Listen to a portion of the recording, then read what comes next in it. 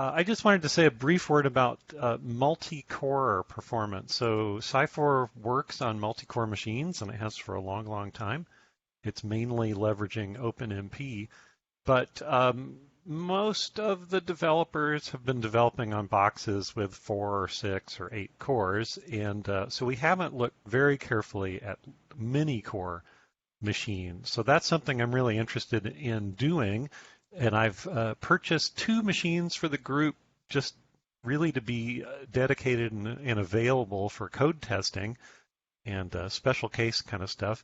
24-core Threadripper I bought in the early summer, and then more recently a 18-core Intel i9-10980XE, and these we can just see how we're doing on multi-core performance. So I have oodles and oodles of data, and I'll just show you 3 slides. I'm going to show you right now a cuckoo bitteril example.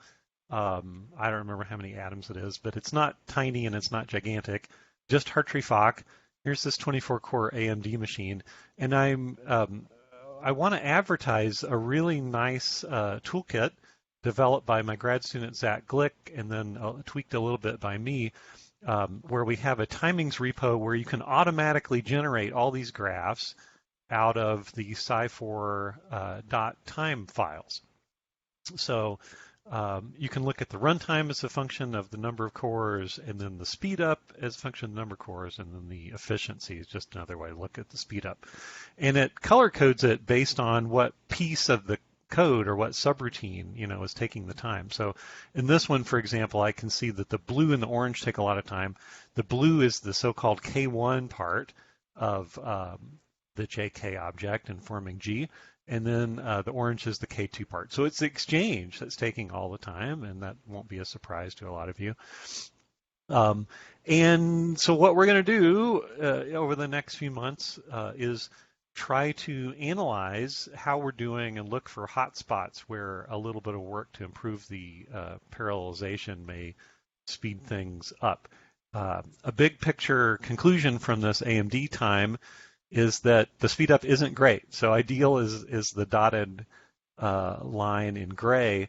The actual speed up, the total speed up is in black, and you're seeing a speed up of, 7x on 24 cores, which is pretty terrible. And we can analyze, where that's working and where it's not working and try to speed that up. These are the results for the 18-core Intel. The results are a little better. Your total speed up here is about 9x on 18 cores. I don't consider that great, but maybe it's slightly better than the AMD.